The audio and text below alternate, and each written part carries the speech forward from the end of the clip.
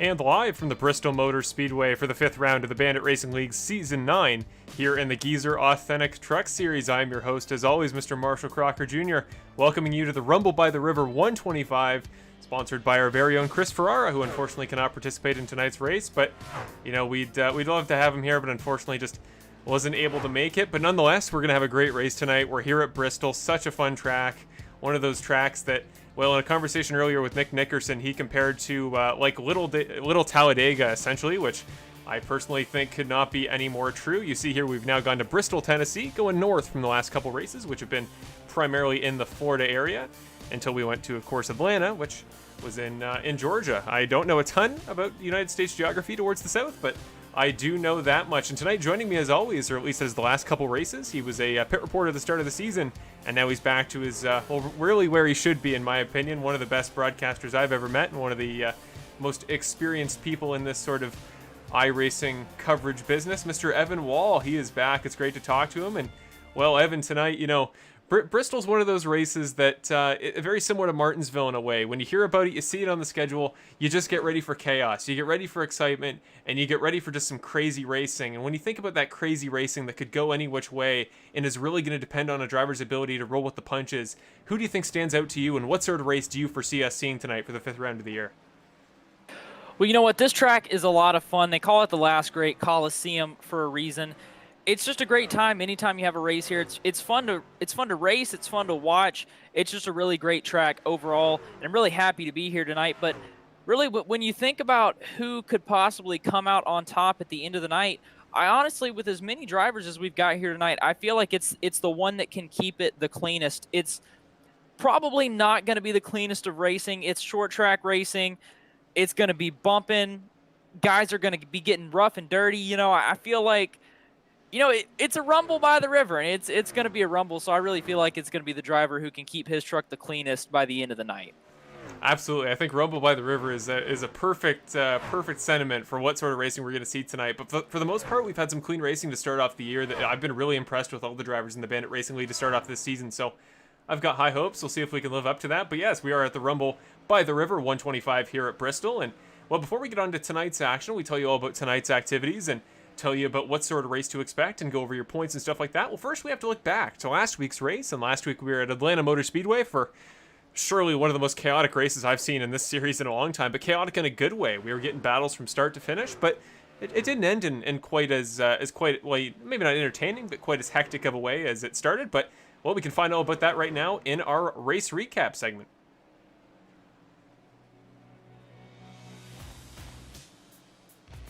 And in our race at Atlanta, in the opening round of the Rogue Energy triple header, it was Aaron Smith who took his first pole of the season.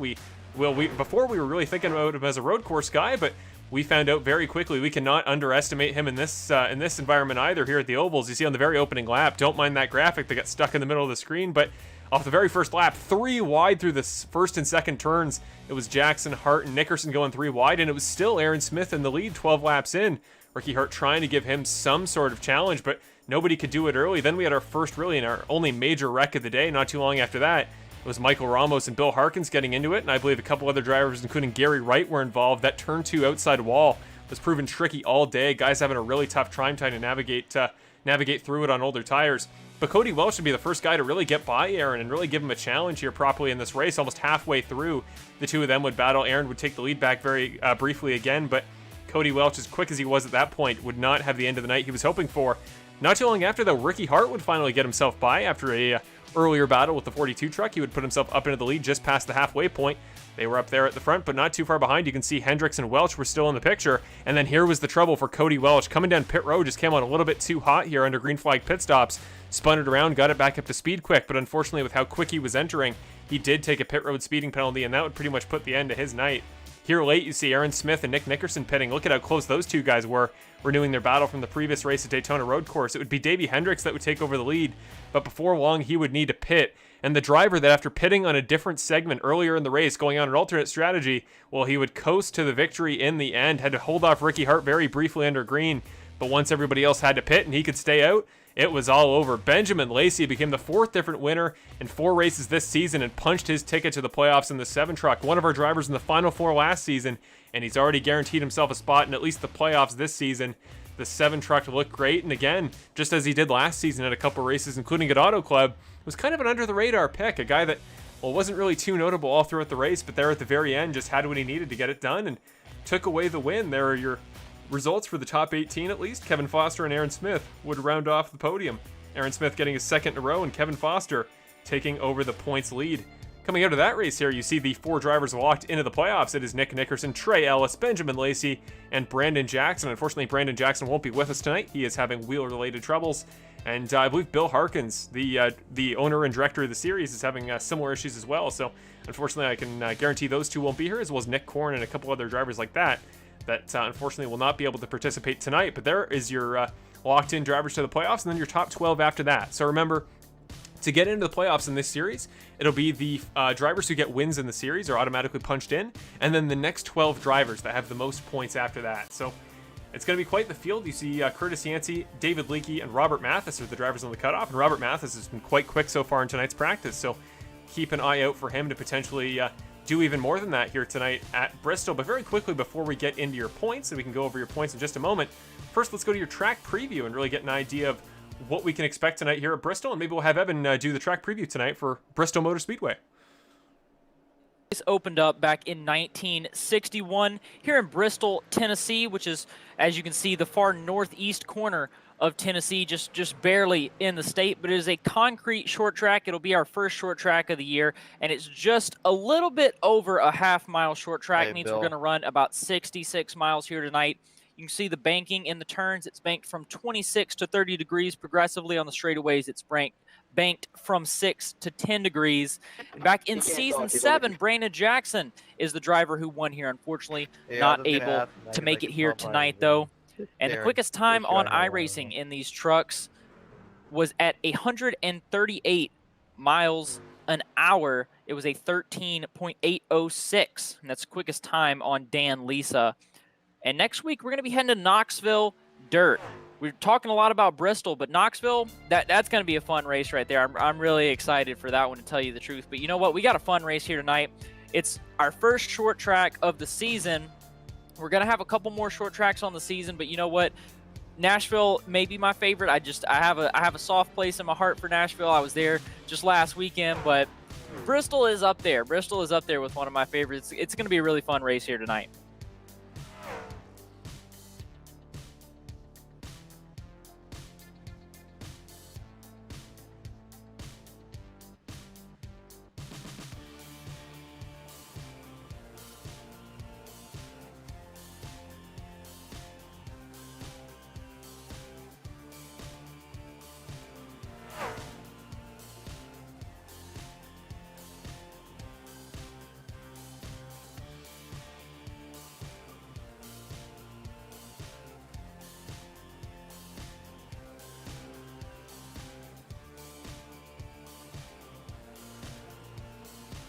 You know, short track racing to me, it's one of the reasons why I love short track racing, because I feel like one of the strong points that you have to have is you have to be mentally tough when it comes to short track racing. You have to really focus, and you have to dial in that focus. You have to be consistent.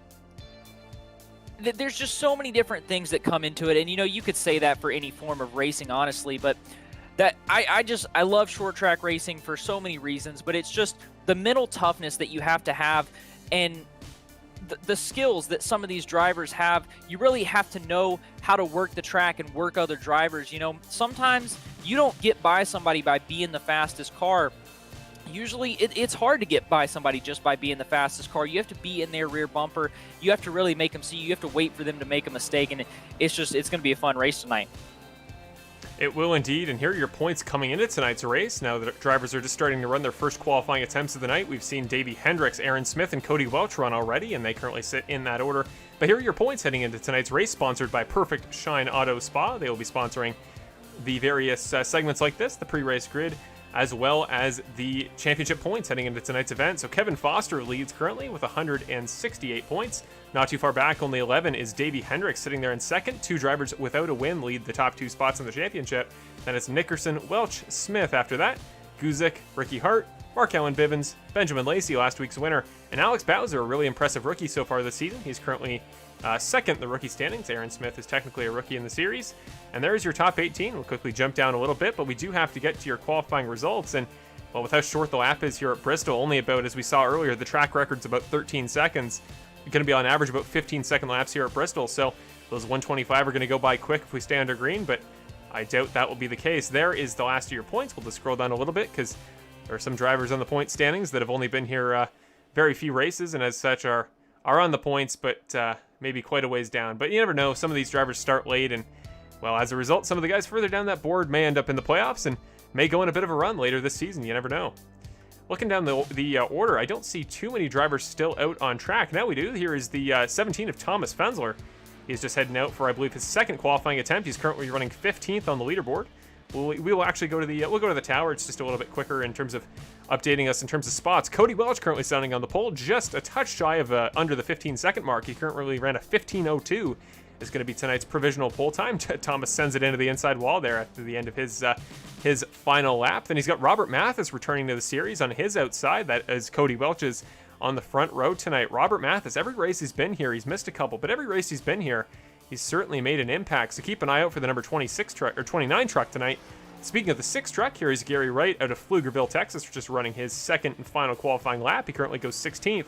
29 drivers have set a qualifying time, and it looks like we're going to have, provided everybody runs a time, a 35-car field tonight. So slightly smaller than the last couple weeks, but here at Bristol, I think 35 trucks is going to look huge. And I think one big thing we also need to touch on as well as we come relatively towards the end of qualifying, got 2 more minutes to go, is lap traffic. That's going to be such a huge thing tonight. And, you know, when laps are going by so quick here at Bristol, I mean 15 seconds, the leader's going to catch up to lap traffic in no time. And, you know, Evan, at these short tracks, what is the communication like in your personal experience? What do you expect the communication between the leaders and the drivers they're trying to pass to be? And how easy do you think it will be from a leader's perspective to pass slower cars here at Bristol? You know, I really feel like the communication thing, that's all going to depend on who's the leader. I've seen some guys be very, very persistent on which lane they want. They'll say they want the top. They'll say they want the bottom. I've seen other guys, if they're the leader, they just tell the lap cars to just pick a lane. They don't care which one it is, you know. I really just, it feels like to me it just depends on who the leader is and what they're going to be saying. You can't have leaders that aren't going to say anything, you know, but nevertheless, it's not going to be easy to pass these guys because we saw earlier, and you've mentioned the lap times are so quick. They're 13-second laps is what the track record is according to Dan Lisa, or not Dan Lisa anymore. I believe it has a new name, but 13 seconds being the track record, and these guys running 15 seconds here in qualifying. They're going around this track so quickly that they're going to catch other cars. The cars that they're catching, the cars that they're lapping, aren't necessarily going to be slow cars. They're still going to be racing themselves. They're still going to be fast. So if you catch somebody in the wrong spot, that can really hurt you. You can lose a lot of time to the guy behind you. So that's going to be another thing that we're going to have to watch tonight. Absolutely. And hey, well, I'm already saying it again. It must mean tonight's race is going to be exciting if I'm saying absolutely this many times pre-race. But very quickly to mention, I was just looking through the chat, and yes, we've had an announcement. Last week's winner in trivia was Brian DeChaney, I should announce. Trivia was the other notable thing we should recap from last week's race at Atlanta, presented by Rogue Energy. And again, hoping we can do it again in the second round of their triple header coming up in a few weeks at Road America. But yes, congratulations to Brian. It was very close. We had a few names that were quite a ways up there in the trivia leaderboard, but Brian took it away with actually 6 correct answers. So it turned out to be a little bit tougher than perhaps I was going for, but hey, I'd rather it be too tough than not tough enough, and hopefully you guys had a fun time with that.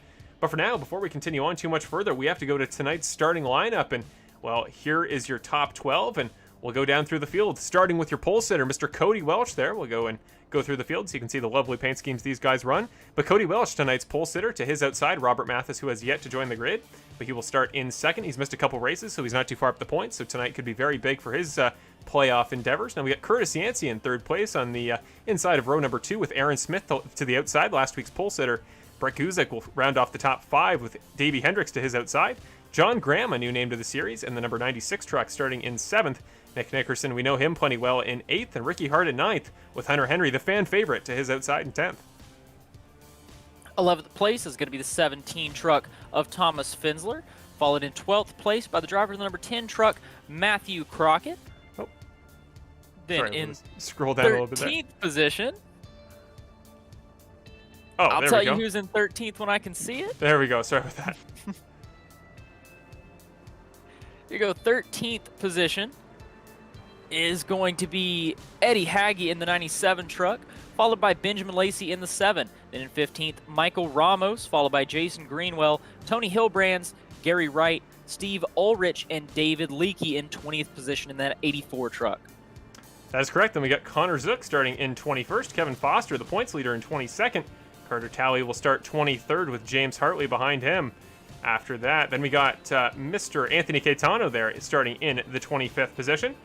Then we got Jackson Knock in 26th, Roman Henry in 27th, 28th is Victor Weaver, 29th is Mark Allen Bivens, top 10 in points. Charles Oberg is in 30th, Connor Sawyer's in 31st, Peter Murphy in 32nd, Mason Flagar in 33rd. Bill Harkins, I guess he may have got his wheel set up, and if so, he'll be starting in 34th. And Jason Romey, fellow Canadian like myself, rounding off the 35-driver field in tonight's race. Well, here we go. Let's get ready to get things started tonight here at Bristol. Waiting for the pace car to dive off. It's, again, very short laps here under yellow here at Bristol, but unfortunately, no offense to the drivers, I think we'll be seeing a lot of them. Tonight's race is going to be hectic, but the cars are doubled up, stacked up, ready to go. The pace car waiting to take the left-hander onto pit road. There it goes, getting ready to go. The 85 car is the control truck. And green flag here for the 5th round of the Bandit Racing League's 9th season at Bristol Motor Speedway for the Rumble by the River 125. Cody Welch off to a great jump, and Curtis Yancey right behind him through turn 2. Yeah, it was a pretty large jump there for Cody Welch. He had a nice run, but Curtis Yancey had a really good run as well.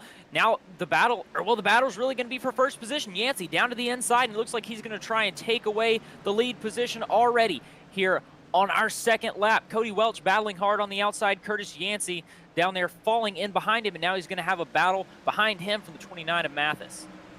He is, and Brett Kuzik's also gone up a spot as well, passing Aaron Smith, who's dropped back a little ways. So kind of forming up into a line here at Bristol, and I think that's something we're going to see for quite a while. We didn't get to go on board with the driver in qualifying, but that go high, go low line here to make sure that you stay off the outside wall is going to be ideal. You don't want to dive too low here too often at Bristol, so don't expect to see guys getting too aggressive here at the beginning if they're trying to conserve tires, but Curtis Yancey is a guy we've seen historically on the short runs, really likes to push the truck, really likes to take track position.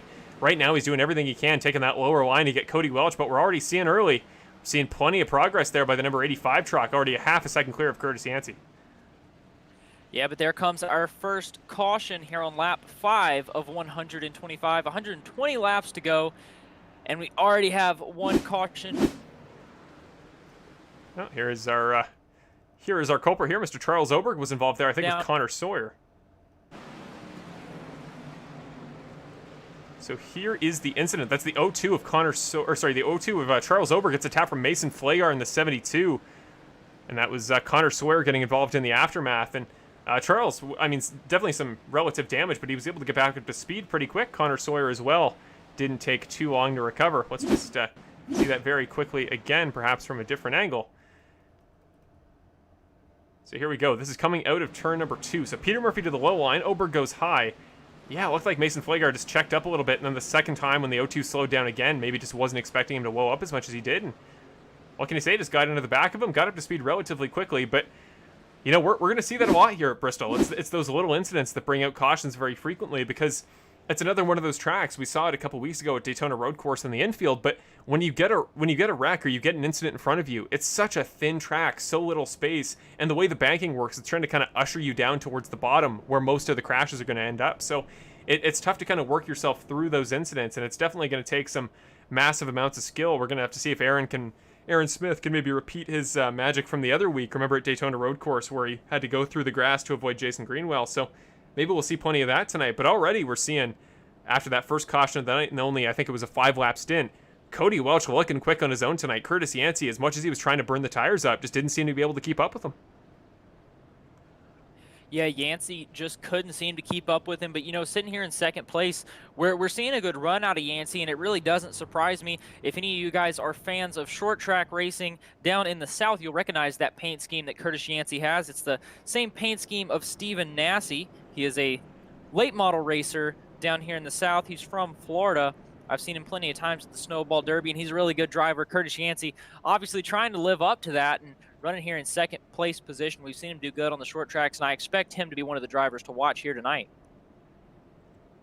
And Curtis is somebody in the past, when it's come to just a straight up slugfest with another driver, you know, just talent to talent, how quickly can he run on one lap, or a very few, you know, a very low number when tires are out the window.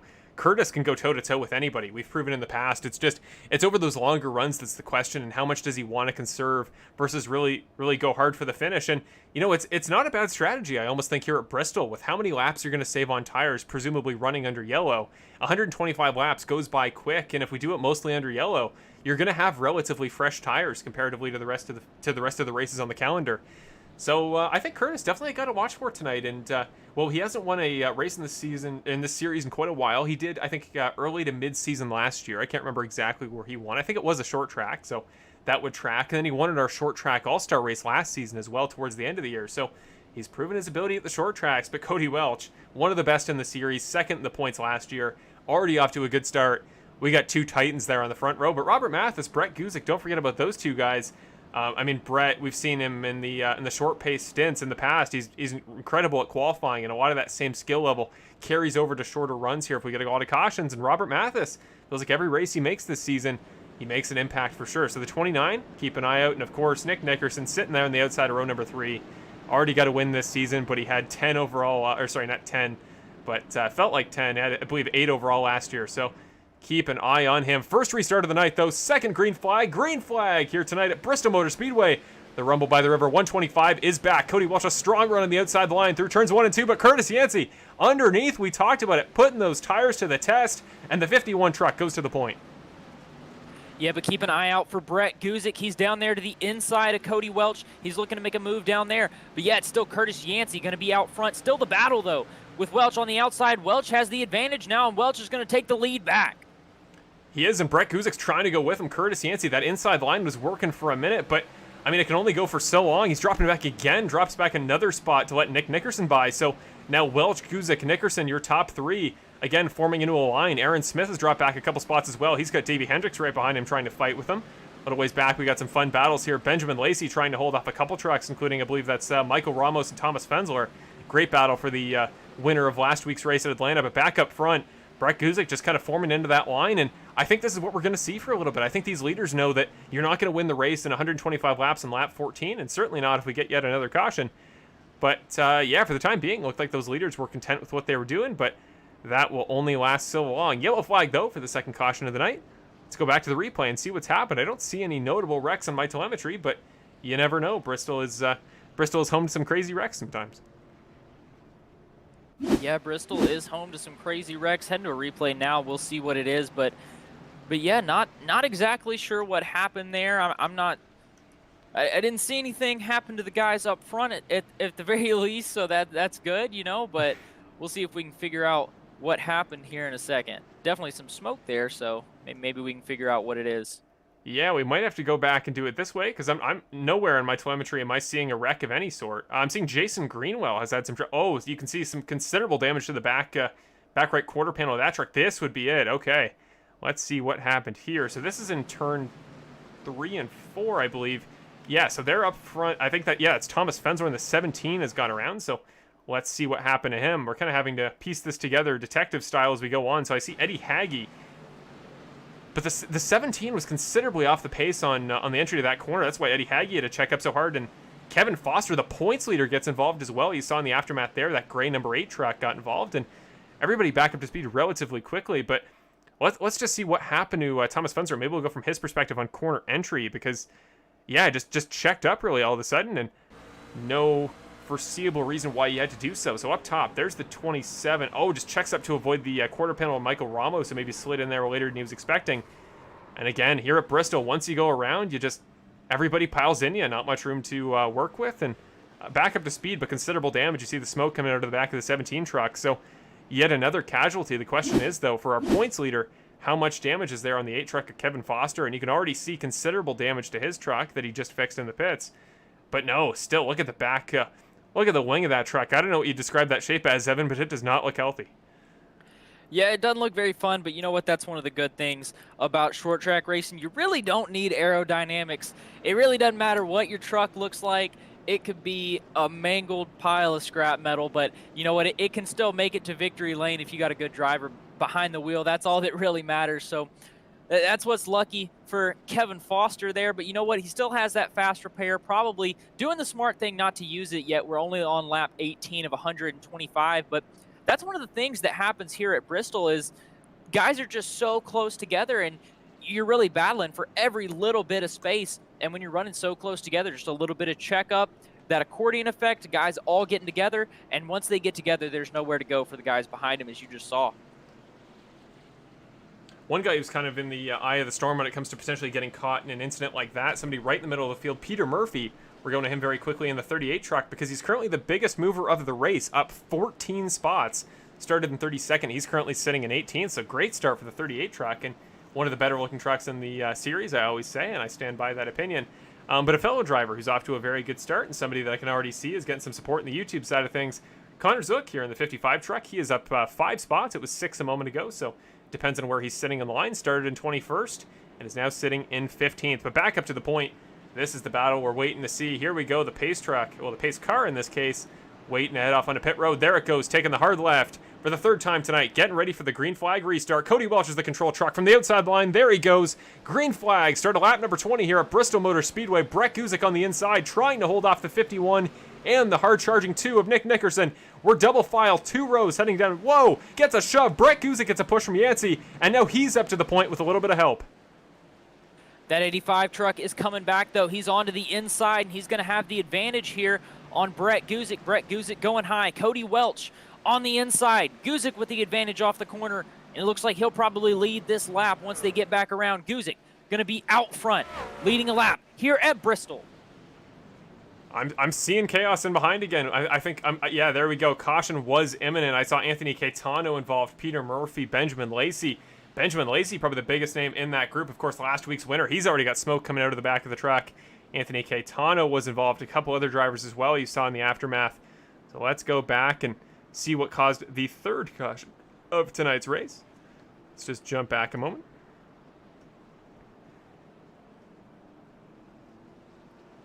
Man, my telemetry is seems to think there's not a lot of wrecks happening tonight, but we of course know that is not the case. So we'll go back again, and we'll have to do a little bit of sleuthing ourselves. But we saw definitely definite damage for a number of trucks here. So here is again that same corner.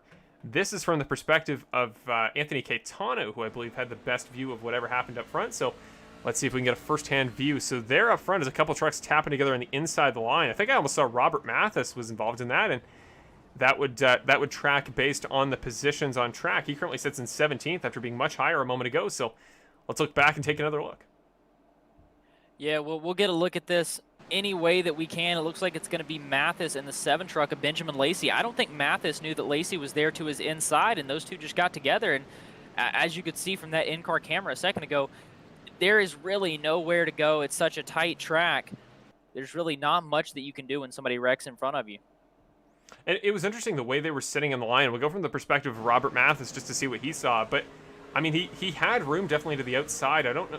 No, I think he came down trying to avoid Hunter Henry, who jumped up to the top line on the entry to 3 and just wasn't expecting it. I think went down a little bit just in case he checked up. And unfortunately for him, for the case of the 29 to Mathis, he just didn't. And there was Benjamin Lacey. And you know, when you're running in close quarters here, at least at like Talladega, it's such a wide track, so much space to work with. Or sorry, like Daytona, where we started off the season, you got so much room to work with. But here in such close quarters at Bristol, you know, those subtle miscommunications, those times where you guess what another driver will do and you're wrong, well, those can have drastic butterfly effects. But a noticeable change we should see, our second race leader of the race, or I guess 3 if Curtis Yancey let a lap, Brett Guzik now at the head of the field. And you know, Brett's somebody we talk about a lot. He's somebody that I know you and I have hyped up in the past, Evan, as somebody that, if they can just get it all together, will be an absolute force in this series. Definitely just somebody to watch out for. He's had plenty of pulls in the past.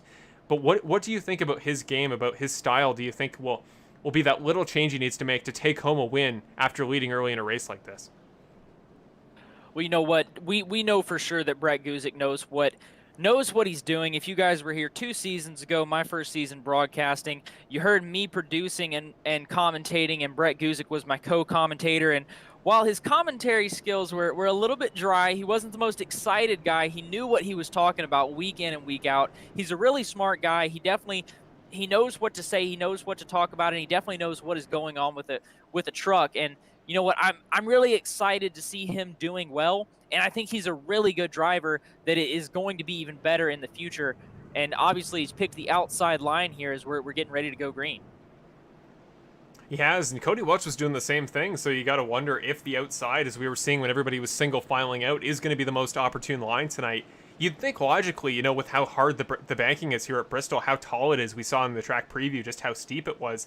You'd think, okay, well, you can just kind of hug the inside line and the track will push you towards the top on exit, but with how quick that outside wall comes up, I can tell you from personal experience, you want to go to the top line and make it as gradual of a turn as you possibly can so the track isn't trying to send you up there into the outside wall, which I think we'll see a couple times tonight, just like last week in turn 2 at Atlanta. But here we go, getting stacked up. Brett Guzik, a quick jump, so the 04 truck is off. And green flag for the third time in tonight's event here at Bristol, already 28 laps through the 125-lap runtime. And we are off to a flying start. Ricky Hart Jr. up 6 spots from the start, and he's looking to make the move on Welch. Yeah, Cody Welch was definitely not expecting that jump. Brett Guzik got the better of him there, to say the least. Cody Welch going to hang in second position, though, and it's going to be Ricky Hart Jr. and Curtis Yancey racing there for third. Keep an eye behind, though, on Nick Nickerson, who is probably just going to try to go with the line of whoever he feels more confident that'll win this battle for third. Aaron Smith not too far behind, somebody who's seen plenty of Nick this season. Ricky is backed off. He'll lose a couple of spots, but another wreck here early. Peter Murphy, Jackson Knock, who's a relatively new face to the series, he has also gone off. The double O truck has just went back to the pits, and it looks like he was somehow involved in our third wreck of the night. Yeah, this is actually really surprising. I'm surprised that we've had 4 cautions already. Here we'll get the replay, see if we can see what happened.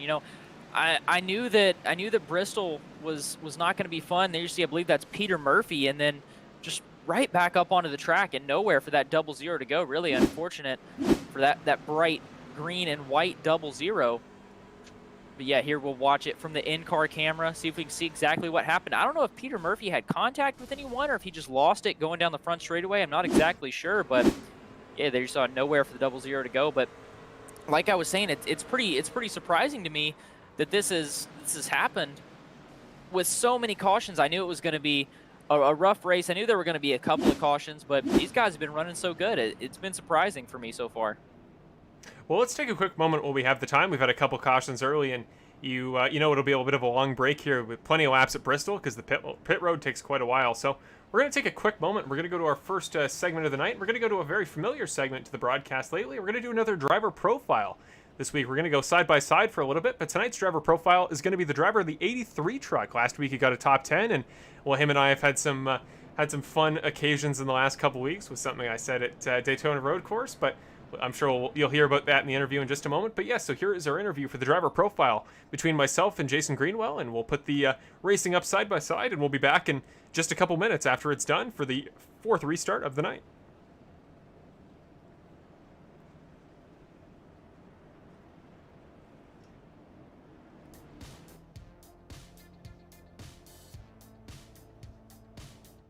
And in the 4th of our weekly driver profile segments here on the Bandit Racing League coverage from the Full Send Racing Network, this week we're with the driver of the number 83 truck, Jason Greenwell.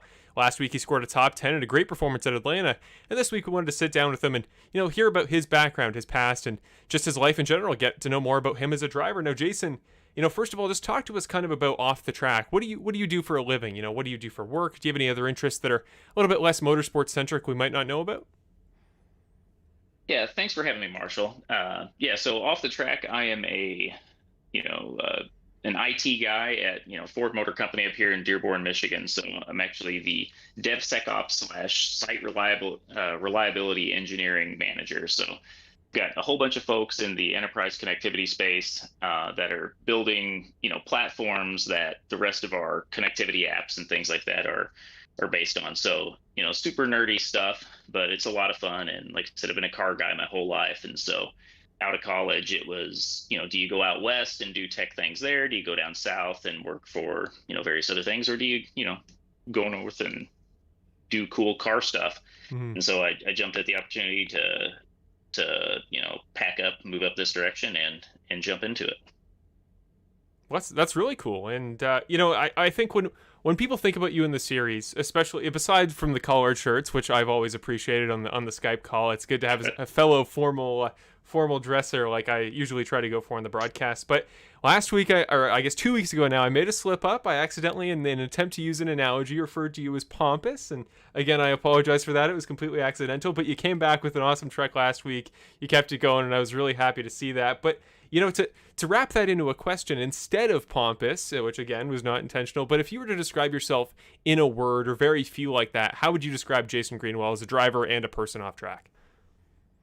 Well, I just want to have fun, right? And so I thought that was great, when you popped out the pompous thing there. And to be honest, the collared shirt thing is just a running out of time kind of thing. So, ever since COVID hit, we've been working from home here as an IT guy.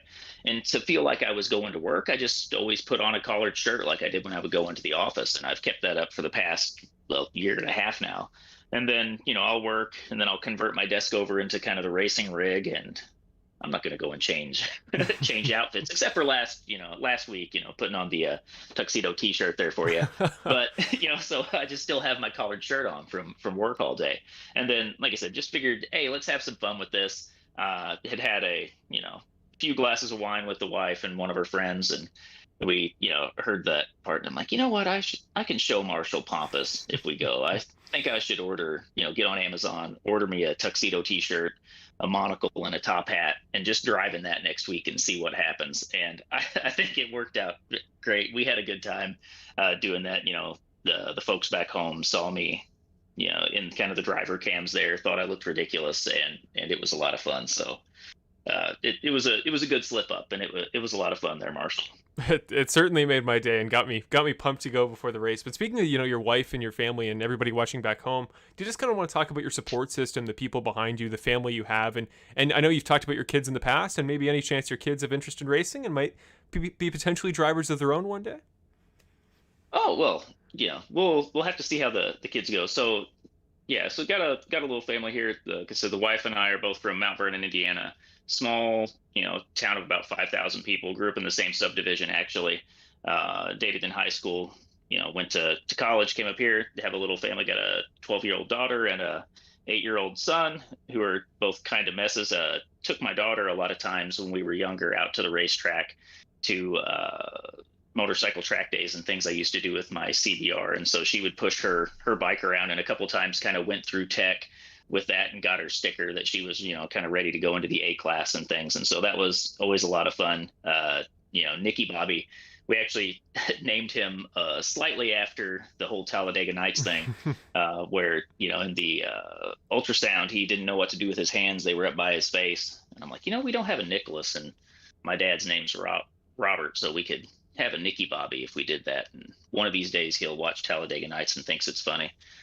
So we did that, and like I said, he's had a lot of fun with those. Taking him to he recently went with my folks to a demo derby and things like that, and got to see loud cars banging into each other and having fun. So we're hoping to maybe get over to Michigan this summer when the race is up here at MIS and things like that, and just kind of get them started young, looking at those things. They had a great time when we were down in Daytona this past 4th of July weekend. I did a little Richard Petty driving experience there, and did about 25-30 minutes, something like that, in a NASCAR around Daytona. And Nikki and Lily's faces, they were just they had a ball. They'd never been around something like that, and they just thought it was super cool. So I think they get it, and I hope they're kind of go in that direction a little bit. And I know they always have a lot of fun with it.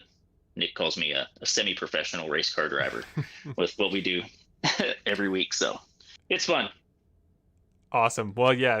Hey, semi-professional. Maybe you'll bump up a class, go to full professional if you win a race this season. Maybe that's all it'll take to get yourself in the books there. And I wish you the best of luck in doing so tonight.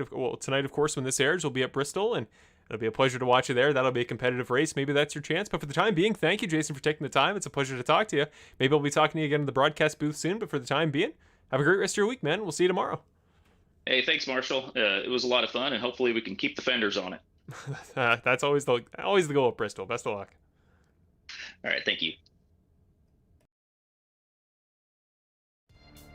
And of course, right as we come back from the driver profile, we get another caution, but we had a really good green flag stint going for that period of time for about 7 to 8 laps, and it was a good little run there. Plenty of battles you saw. David Leakey was getting into it with Victor Weaver there for a moment, but up front, Brett Guzek was just chugging away. He was looking great, and unfortunately now his time up front has to come to an end, but it was great before we get the chance to see what brought out the caution. It was great to talk to Jason Greenwell yesterday. He's somebody that I know really loves his family, really loves racing, and is just such a great guy to talk to, really chill, and you can just tell he's been in racing for a long time, and he really has an appreciation for the series, and I always appreciate those guys that are dedicated, that put in the time, and he was a playoff driver last year. He got a great top 10 last week, and of course our funny little situation a couple weeks ago with my slight verbal slip-up at Daytona Road Course, and the fact that he was able to work it into a truck, got some Amazon props to round off the whole look was awesome, and it was so much fun to see. But here is going to be an interesting caution replay. The drivers I'm seeing primarily involved were Curtis Yancey and Aaron Smith, two guys way up through the order at the start of the last segment.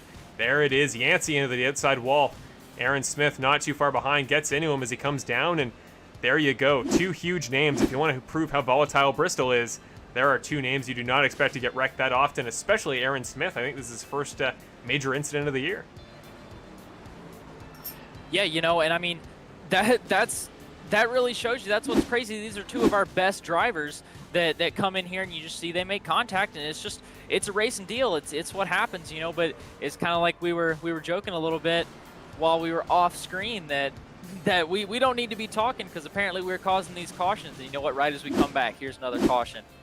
Exactly. We were just talking about maybe we should just turn this into a podcast that we pre-record and put racing footage over it. Maybe there's some truth to that. We'll consider it in the future. But I'm seeing Brett Guzek no longer in the top 10. He's dropped down to 13th after pit stops that last time by. I'd assume most of the field will have pitted there for a fresh set of tires and a splash of fuel. Ricky Hart, Cody Welch, Nick Nickerson, now your top three. The top three in the championship last season are now top three in the race order. But very quickly before we go back to green, let's head down to our temporary pit reporter. Usually he'd be in the truck, but he is not tonight. Let's talk to our very own, the driver of the 11, Mr. Bill Harkins. How you doing, Bill? Hey, Marshall, I'm down here at the down by the river pit action, and these guys are ready to pretty much choke each other. Tempers are flaring, sheet metal's flying, tires are flying. I don't think there's a straight panel on any truck out there right now. It's definitely heated up down here. We may need to call security here tonight. Oh man, but what else would we have hoped for here at Bristol? I certainly wish we had some of our exciting faces like the race sponsor Chris Ferrara and a guy like Brandon Jackson to make this just that much more fun. But I'm not surprised in the slightest that things are as aggressive as they are. But hopefully those tempers stay off track a little bit, and hopefully we can have another good green flag stint like we did last time. It is Bristol. It is short track racing. You're going to have that, and these guys haven't been on a short track in a while. So it's definitely interesting right now. Stay tuned. I'll keep you guys informed what's going on down here. Awesome. Thank you, Bill. Look forward to talking to you again and hearing how the drivers are doing behind the scenes. Right now, though, we're going back to green for the 5th time of the race. Our 6th green flag overall, and right to the point, immediately getting by Cody Welch from the pole. Mr. Ricky Hart Jr. takes the lead about halfway through the event, and the 64 is back up front looking for his first race win of the year. Yeah, Ricky Hart Jr., we've seen him before. We saw how good he was in the Cup car. Here now he's showing us what he can do in the truck, but here's the real race. Back a little bit further, it's Cody Welch and Hunter Henry. I believe that's Hunter Henry. Down there to the inside of Cody Welch, Davey Hendricks directly behind him. Yeah, Hunter Henry, what a run for the 94 truck. He's up to 3rd, making the move on Cody Welch. Way to go, Hunter. He is flying up through the field right now, putting Cody Welch and Davey Hendricks in their place. Now they'll form up the battle for 4th and 5th respectively.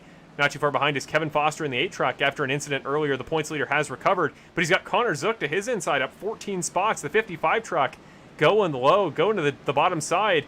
It'll be tougher to get the run off the corner, but if he can get the slide job done, which he can't, might have a chance. Curtis Yancey, though, we saw a moment ago in that incident with Aaron Smith, used a quick repair, got back out there, trying to go, I thought he was going to go 3 wide there on exit. I wouldn't be doing that, but Curtis Yancey he always finds ways to make moves that I couldn't imagine, so thought it might work out for him there. Michael Ramos going to get the move down, and Eddie, whoa, no, he gets turned by Eddie Hagee into the outside wall. Hilbrands is involved. He goes around, but he saves it as well. We are still green for there is the yellow, and he gets into Brett Guzek, former race leader, gets into Tony Hilbrands. Tony has had some rough luck this year, and there is yet another example. Evan, this poor guy, Brett Guzek, man, it feels like every time he leads, gets stuck in the middle of the pack. and gets caught in something like that. He does. He has some of the worst luck that I have ever seen.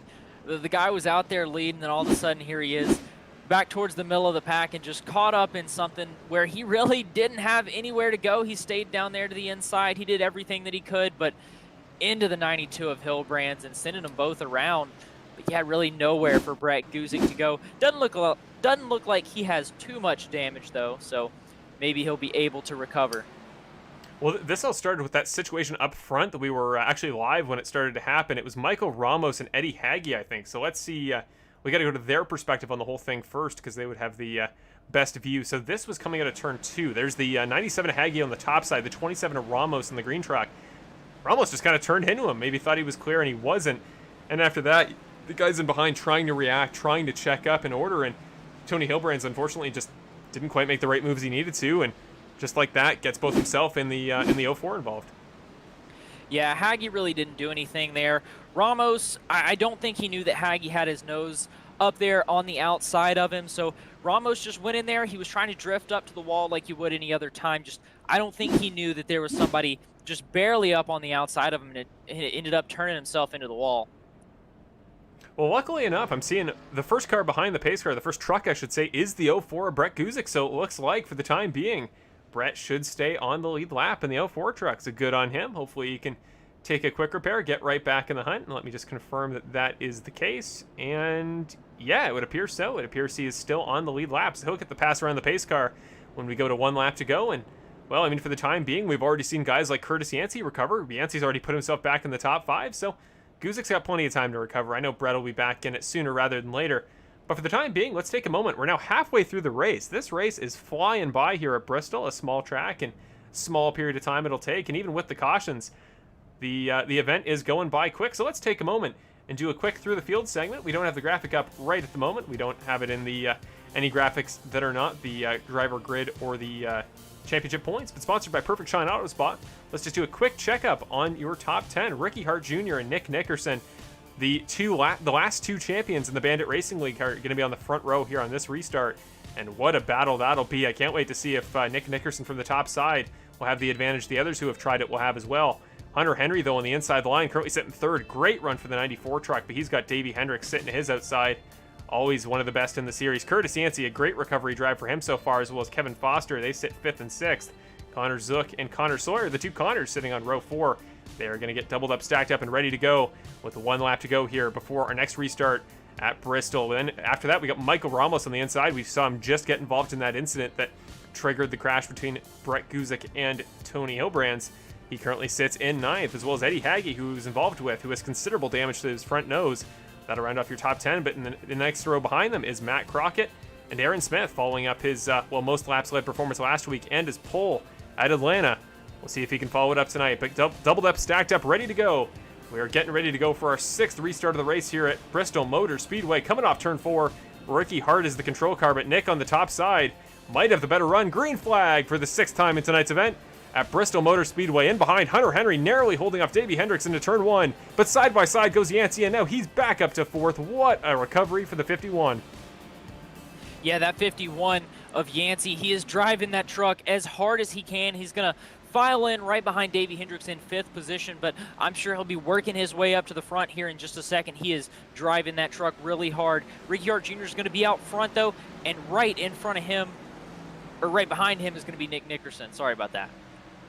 Yes, indeed. Not too far behind, but certainly not close enough to make a move right now. So he's going to have to put a few laps together, just focus on hitting his mark, see if he can make some of that gap up.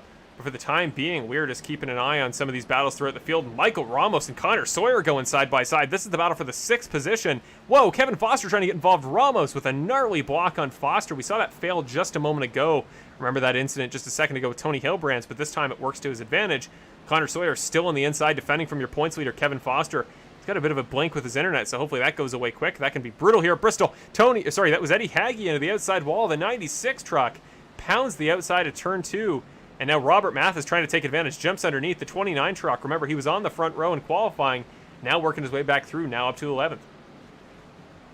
Yeah, Eddie Hagge, really unfortunate that he got into that wall, but almost some contact there. That's the 8 of Kevin Foster and the 55 of Zook. Zook able to move down quickly so that there wasn't any damage. That battle there for 8th position. There you see the 42 truck is going to be directly behind them, and he's going to try and follow that 8 of Kevin Foster through on the high side. Looks like he's going to be able to do it.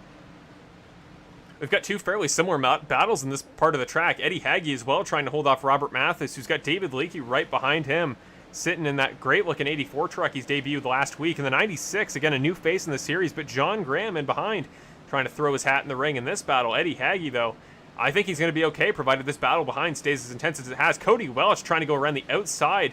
The two American flag-painted trucks of Graham and Welch now battling for it. Remember, Cody Welch, I think after a pit stop just a moment ago, he dropped back in the cycle and now trying to work his way back through the field. But up a little ways, we got a battle here for third between Hunter Henry and that's the battle for fourth. Hunter Henry and Curtis Yancey. Davey Hendricks is pulled ahead, and he is now in third. We're going to have a battle for the lead in just a moment, so we'll see how long Henry can hold off Yancey. But up to the front, this is the battle for the lead. The last two champions in the series. We know the talent these two gentlemen have. Can Hart hold off Nickerson? Yeah, there's some really big talent, not only up front, but in this whole top 10. There's some really fast guys, but Ricky Hart Jr. and Nick Nickerson especially. But there is another caution.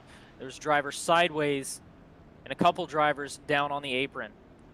That's the 12 of Roman Henry, brother of Hunter Henry, cousin of Hunter Henry, who still currently sits in fourth, and I believe he will after that caution comes out. So the 7th caution of the night will freeze the field, meaning that Hart will hold off Nickerson for the time being. Yancey will remain in the top 5. But let's just go back and see what happened there to the 12 of Roman Henry that, as you said, Evan, put him sideways sitting on the front stretch.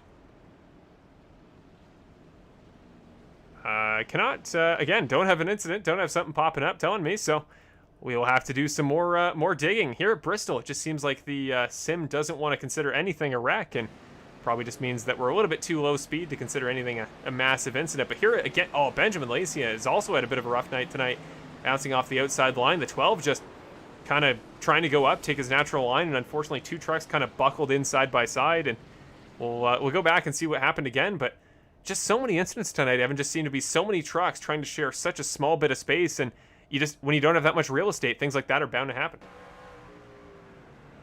Yeah, it's just a lot of drivers. You see there were 3 wide right up in front of them, so that definitely didn't help. And just guys trying to get out of the way, and they're trying to make room for other drivers, but unfortunately not really realizing that they don't have the room to make for other drivers. So yeah, it looked like they were 3 wide right there, and the 7 truck was just trying to get out of the way, but unfortunately there was somebody down there also. So yeah, really unfortunate for Roman Henry. He seemed to be running a good race, and unfortunately got him sideways right on the middle of the track.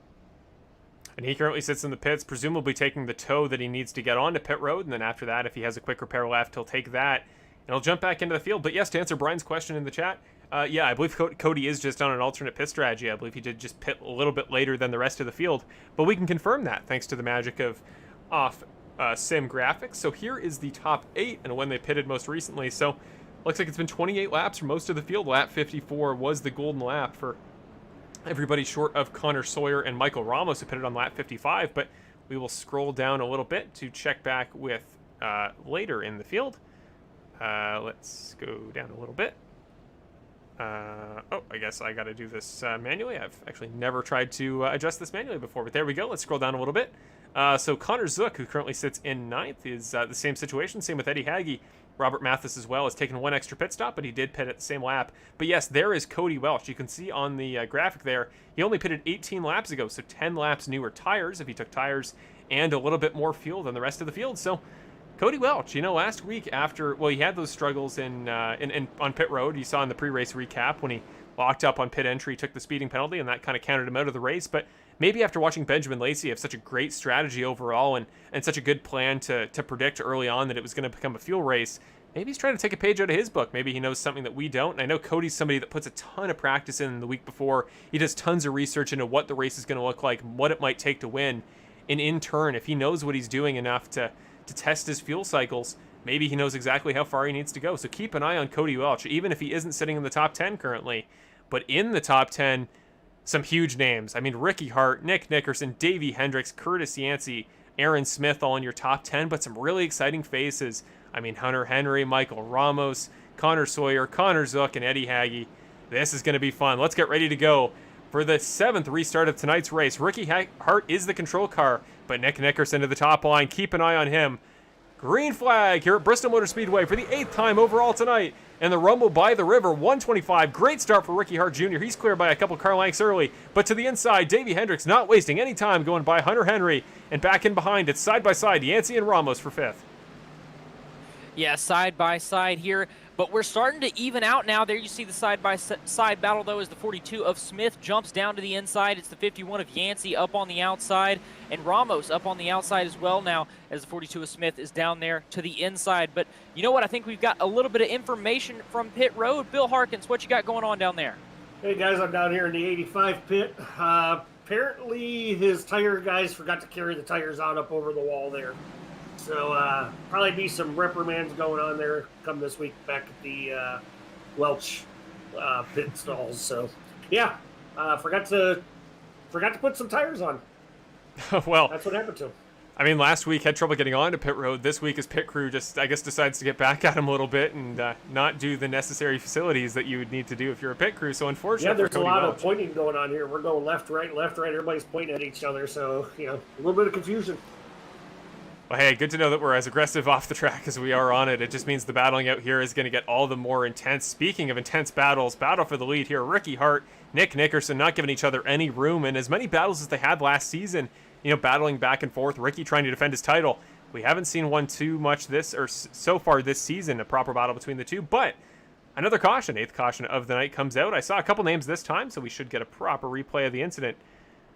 But let's see what happened there to bring out our 8th caution of the day. Remember, the field will freeze now, so Hunter Henry is going to hold on to 4th, just narrowly holding off Curtis Yancey. And a couple drivers, including Cody Welch, have moved into the top 10. But here is the wreck that brought out the 8th caution, involving, as I can see, Gary Wright in the 6th. No, that is slightly old. I mean, this also happened, whatever this is. So we'll have to see what happened here. I don't know if that was an incident, but that was the first thing that came up. I don't see anything on my telemetry again, so Bristol apparently just does not seem to want to give us... oh, here we go. Gary Wright again. This is a different Gary Wright incident. Maybe this is the one we're talking about. And yes, it is. Gary Wright trying to avoid victory. No, there was the incident. Whoa! Plows into the back quarter panel of the 84 at David Lakey.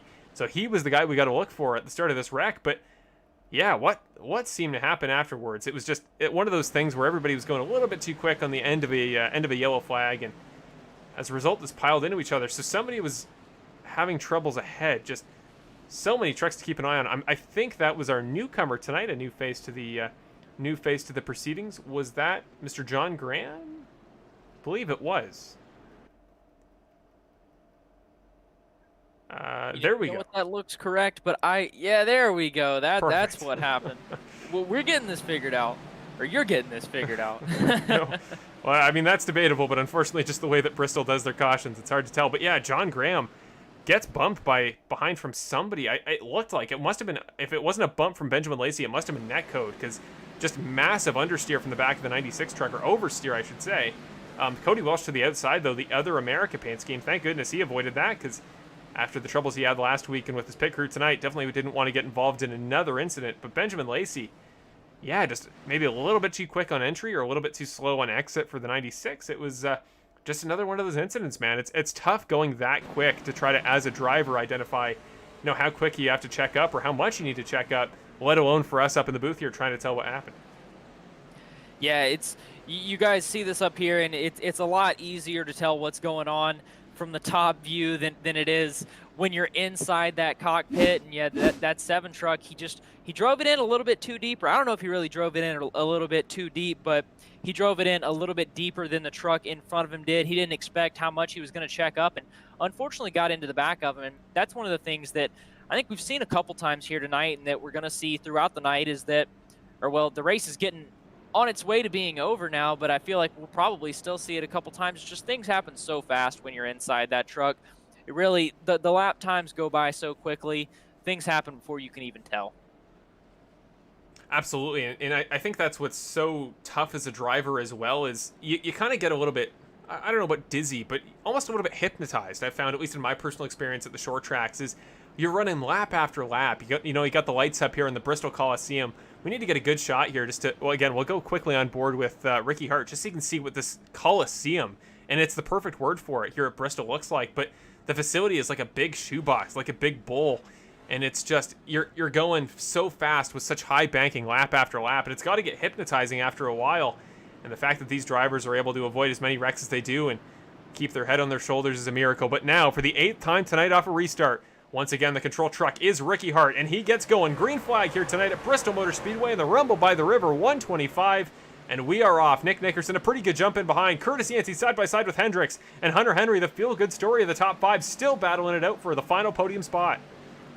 Yeah, Hunter Henry's battling up there on the outside. It's the 51 of Yancey to the inside, and they make contact. What a 51 save. of Curtis Yancey tried to clear himself off the top of the 94. They're going to end up swapping positions. Luckily, yeah, a great save from Curtis Yancey, but it's going to end up hurting Hunter Henry a little bit as he's stuck down here on the inside line. Obviously, that top line's been the lane that's been moving, and that's not where Hunter Henry is right now. He's going to fall back a little bit as a couple trucks get by him.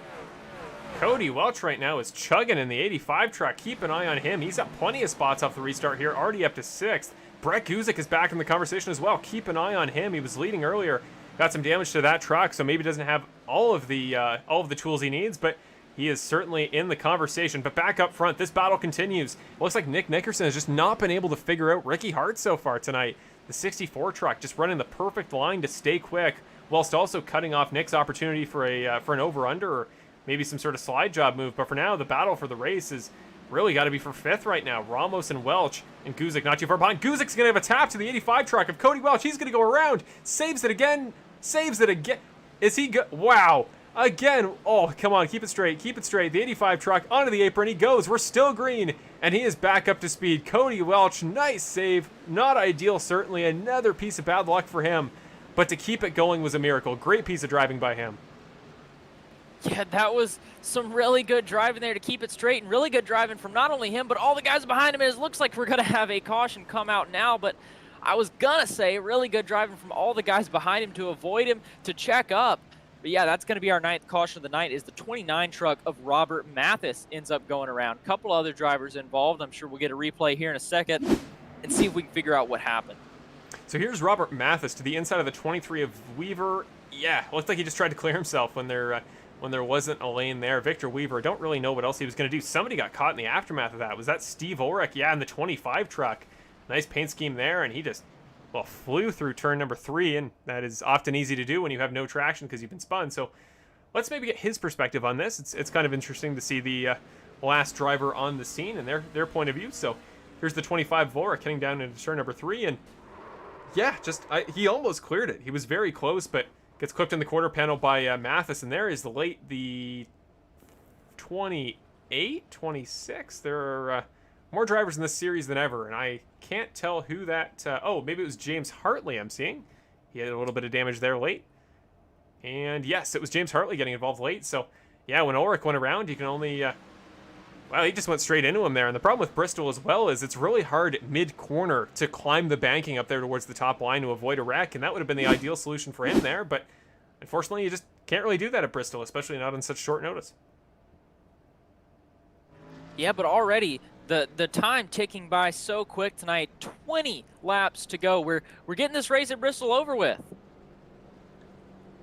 Yeah, we're flying through here. It's felt like at the same time a very quick event, but you know, with this many cautions, you would have expected it to feel drawn out. But the very limited time these drivers have had under green, it just makes it feel that much more important. I think that's what's going to make this finish so exciting. Is we have 2 green-white checkers here in the series. I should clarify that and point that out early. Here in the Bandit Racing League, we have 2 attempts at a green-white checkered, and I think we might need to use both of them the way this is going and how aggressive guys are going to be, but it just means towards the end of the race, when you're running out of time, you got to take advantage of those green flag laps you have, and when you've had so few tonight, these guys, you know, at the beginning of a race, you kind of have those jitters you got to work out. You're really excited to go. You really want to make some good moves. You're so pumped up, and over the course of the race, you really settle down. You learn that you have to work with your tires. You have to conserve, which isn't very exciting. It's kind of boring, and then you even out, and then by the end, the adrenaline is up again. But tonight, we haven't really had that because the drivers haven't really had a chance to get all those jitters out. You know, we've kind of had a lot of cautions, and that just builds them up even more. So when you can finally go out and battle for position, you're super excited to do so. And I think that's what's going to make this such a hectic finish to the race. But with 18 to go, just a reminder of your top 10. Ricky Hart, again, has led quite a few laps tonight, remains your leader with 18 to go. The question is, does he need to pit once again? I was hearing roughly about 30 laps on fuel was the estimate I heard earlier, and if that is true, guys are going to have to make one more pit stop. It just looks like Ricky did not want to make that right now. Nick Nickerson sitting in second. Davey Hendricks on row 2 with Curtis Yancey, the hard charger to his outside. Michael Ramos in behind now moves into the top 5. Points leader Kevin Foster in 6th. Tony Hilbrands has recovered after an early incident. Hunter Henry dropped a couple spots but is still in the conversation. Crockett and Hagee are on row 5. But here we go. 18 laps to go. You never know what will happen here at Bristol, but we do know we're getting a restart. Ricky Hart Jr. once again is the control car, and he goes a little bit late. The car's in behind check up, but he gets the move done on Nick Nickerson, moves up a lane, and now the battle becomes for third. Curtis Yancey holding off Davey Hendricks. Kevin Foster not too far behind. Yeah, I don't know if that was accidental, but it looked like he might have been playing a little bit of games on the restart there. Got him the lead out front, though. Nick Nickerson behind him, Curtis Yancey. Davey Hendricks in the battle right here that you're looking at is the 92 of Hilbrands, and Ramos down to his inside. These guys side by side on the back straightaway right here, and it looks like Hilbrands is going to get the position. Ramos got a slot in 7th. A little ways back, a couple battles going on. Gary Wright is right in the front of the most chaotic pack I've ever seen. Here's Cody Welch trying to go up the inside of Aaron Smith. Here's a battle you would not expect to be for 12th. Oh, man, up front, there's, Connor Sawyer. Gary Wright's at the front of this pack. David Lakey, Mason Flagar.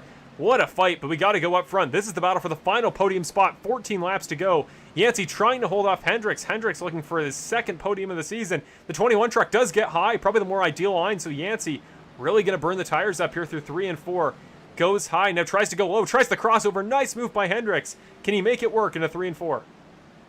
Yeah, Hendricks down to the inside, and that 51 up on the outside. And right behind them, it's the 8 car, Kevin Foster. Obviously, Hendricks couldn't get it that time, but I'm sure he'll try again. But the 8 car, Kevin Foster, is going to be right behind them, looking to pounce if anything happens. He will, and that is not a truck you want to see behind you. The number 8, Kevin Foster, he's your points leader for a reason, but really has yet to make his way into the top of the pack tonight, or so far this season, I should say. It doesn't have a win yet on the calendar, so we'll see if maybe tonight's the night. He's only got 11 laps to do it, but he's less than a second and a half behind. This battle continues. Will Davey Hendricks put the bumper to him? I think he just did. Maybe put them up into the wall and check them both up. But a caution comes out. 10th of the night. Victor Weaver has jumped back to the pits. Jason Greenwell is in the pits. James Hartley, Steve Ulrich. Were any of them involved? Let's check the telemetry. Now we've got an even double-digit cautions for the night. And yes, Roman Henry, and I'm really unfortunately having to say this, but Brett Guzik as well, also involved in that wreck. Hate to see Brett Guzik involved. 10 cautions, 10 laps to go. Here we're going to see if we can see what happened. So it looks like it happened further up. So here's Brett Guzik. We'll watch this battle here between himself and Victor Weaver. This is through 1 and 2. Sawyer just up ahead. Again, just, I think, I don't know. I'm going to have, well, yeah, Roman Henry kind of piles in there at the end. The 12 truck, after an earlier incident, did take a quick repair. The car was looking great, but let's look from directly behind Brett Guzik's perspective. So there's the 23 of Weaver on the bottom. I genuinely don't know. That was close because Brett Guzik was quite a ways down on the line. Like, I'm surprised he didn't try to jump up a little further to the wall just to ensure something like that wouldn't happen, that anybody on the bottom would have enough room. But yeah, let's try again. So Victor Weaver, let's get his perspective here from the bottom line. So he's on the bottom, hugging the line, comes up a little bit. A bit of a jump, but I don't know, Evan, what's your perspective on that? You know, I'm surprised that Brett Guzik wasn't up a little bit further, but I think both guys just kind of met in the middle. Brett Guzik probably didn't exactly know where he was down there, and then it looked like the driver on the bottom came up a little bit. Both guys just ended up meeting in the middle, and you know, that's what happens. Race and deal, you know, you really just, at this point in time, you really want to give as much room to guys around you as you can, but you know, you can't really say without being the driver in there. We'll see from this inside view. Yeah, this is John Graham who got a great view of it, and I mean, first of all, miraculously he was able to get by that. If the 23 truck had buckled any differently, he was getting involved in that for sure. But yeah, just I don't know. It's another one of those situations where, as a driver or as somebody who drives in their own time, I can totally empathize with the situation of all those guys in there, because when there's so many trucks swirling around you, so much chaos going on, you really can't always make those last minute sudden judgment calls, and that seemed to be the case. And unfortunately enough, just yeah, guys tangling together. And again, I don't like to use the word racing incident a lot, because I feel like people use it when they know their favorite driver is at fault and don't want to admit it, but that did probably look like the textbook version of a racing incident.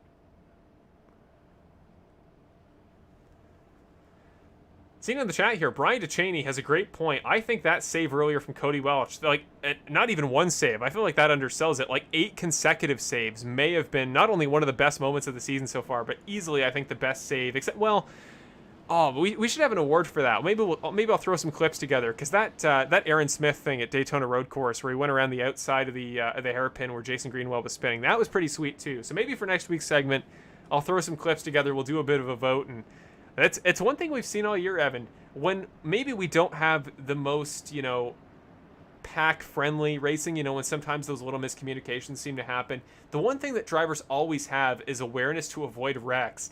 And man, it's been fun to watch this season. Yeah, guys have really been doing a good job so far this season. If you just watch this race, you can't really tell. But, I was really hoping that we were going to have a good run this season, a good clean run. Obviously, it didn't exactly happen, but you know what? I still expect these last 6 laps to be good. As do I, and let's get ready to go. For the 10th time, and even 10 times, the 11th green of the night, Ricky Hart once again in the control car.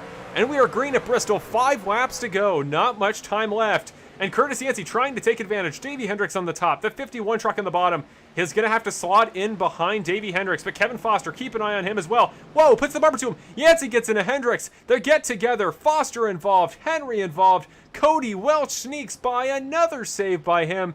Eddie Hagee involved. The 21 takes another shunt. Matt Crockett gets by. That was a big one. That was the leaders. That was the guys at the front of the pack. And just like that, in the blink of an eye, caution number 11, and some big names involved. Yeah, in the words of Brandon Jackson down in the comments, that is a lot of damage. But real quick, while we go to our caution, I'm sure we'll have a replay up here in a second. But Mr. Bill Harkins down in the pits, what's going on down there? A little bit of everything, guys. I've seen more things here tonight than I think I've seen in my entire time on iRacing. We got guys getting destroyed under caution for blowing up when they're the lucky dog. And we got Ricky up front who, missed the beginning of the season, just begging for these cautions to quit coming up. So it's getting hotter. If old Axon Jackson was here tonight, it'd be quite interesting what would be said in the review of the race tonight. But right now, it looks like Ricky's sitting pretty. Let's just get this done. Let's very quickly just watch the in-car from Cody Welch. I don't know how he does this. There you see him in the background just scooting by. But another one. Like, Cody has got to be the save master of this series. So currently, as we speak, in this moment, I believe he's in 9th. There's the front of the pack. Just look at this. There's everybody on his outside is crumbling towards him like an avalanche. Dives right around, loses the back end, immediately saves it, gets on the power, holds on to 2nd. Just what a drive. He currently sits in 6th. If he comes away with the win tonight, this has got to be one of the most deserved victories we've ever seen. Yeah, that was a great move from him, and a really crazy finish so far here on our 11th caution of the night. There you saw the contact was with Curtis Yancey and Davey Hendricks. Curtis Yancey in the pits right now, and it looks like he may be out of the race, but Ricky Hart Jr. up front, Nick Nickerson, Davey Hendricks, Kevin Foster, Cody Welch. A lot of big names still up front, and it's going to be a really fun finish. I don't know what's happening here. Kevin Foster, who is on the lead lap, jumping ahead of the pace car. I don't know what happened there. At this point, I'm going to be honest. About 80% of the stuff that happens I can explain. 20% is just entirely a mystery to me, and this would fall into that category. I don't know what was happening for him. Maybe I'll run down to the Foster pit and see if I can find out for you guys here real quick. Sounds good. Thank you. But yeah, it's taken the entire team here at the Full Set Racing Network to figure this one out. It has been an absolute barn burner, and sometimes you got to give up order to have a little bit of chaos and in turn have a little bit of fun. But yes, 2 green-white checkers tonight to clarify there for the comments, and I think that number's going to come in handy. But remember, this is our first attempt. We got 2 laps to go. If we go green to the end, this thing could be over in a hurry. And Ricky Hart, the champion of Season 7, had 1 win last year, has not won since Atlanta in Season 8. Could get yet another win in his illustrious career in the first of the season. 5th different winner to start off the year. But here we go, the 64 truck again, the control truck. And he is hoping we go green to the end. Green flag here at Bristol Motor Speedway. A good jump from Hart, a good jump from Nickerson, and they are well clear of Welch. 3 wide, Welch goes underneath. Hendricks and Foster tries to get it to go. He doesn't. It looks like Foster will break ahead. Now the two teammates in second and third. But there goes Welch. Gets by Henry. Gets by Hendricks. 1 lap to go. We will go. White flag to the end. He's trying to get up to Kevin Foster to get onto third. Get onto the podium. But your race winner through 3 and 4, Ricky Hart. Welcome back to victory lane for the first time since Season 8. Ricky Hart wins at Bristol, holds off Nickerson, and Kevin Foster will take home third. The GFR Racing teammates in the 2 and the 8 take home the final podium spots. Cody Welch, what a recovery. Great drive for fourth. And Hunter Henry, first top 5 of the season, does it in style. Ricky Hart, though, welcome back. One of the most deserved drivers who could ever get a win this season. Welcome back, 64 truck. Yeah, he's been a champion before. He's a great racer, and it's really good to see him back on the top of the list. And that battle for third was really one to watch. Kevin Foster and Cody Welch. It really went right down to the wire. Kevin Foster just barely able to hold off Cody Welch there in the end as they were side by side coming onto the front straightaway. But Hunter Henry coming home in 5th position. Great run from him.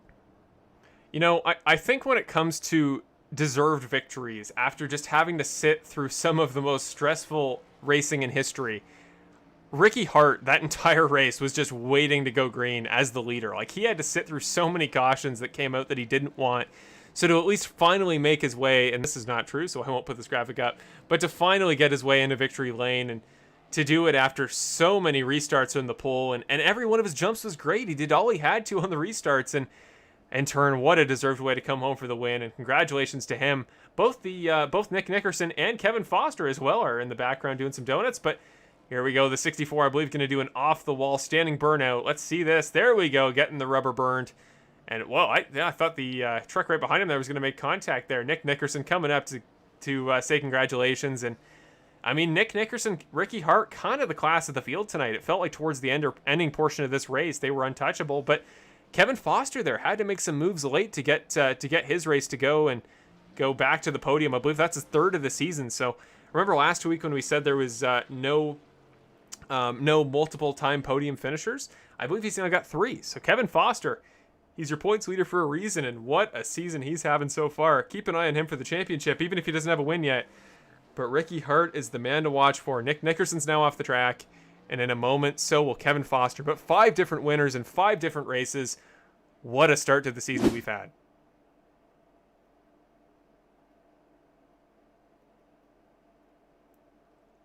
And there is your starting lineup for the first time this season, but not the first time in series history. Ricky Hart, top of the order. The 64 truck wins at Bristol, and the Rumble by the River, 125. Great work from him. Nick Nickerson just barely behind.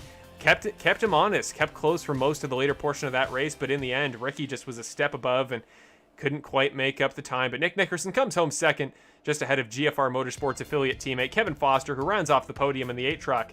Had to make some moves late, but found his way through the guys like Hunter Henry, like Davey Hendricks, and makes his way onto the podium. Cody Welch after that. What a drive. What do you even say? Congratulations to the 85 for even making his way as far up as this, as far up as 4th. Still, unfortunately, doesn't have a win yet this season, but it's Cody Welch. We got a lot of time left to go in the season. He's still just as much of a championship favorite in my mind as anybody else in this series. Hunter Henry, though, great work from him. Finishes in 5th. What a drive from him overall. Aaron Smith coming home in 6th after that. Continues his great season so far. Davey Hendricks in 7th. Michael Ramos in 8th.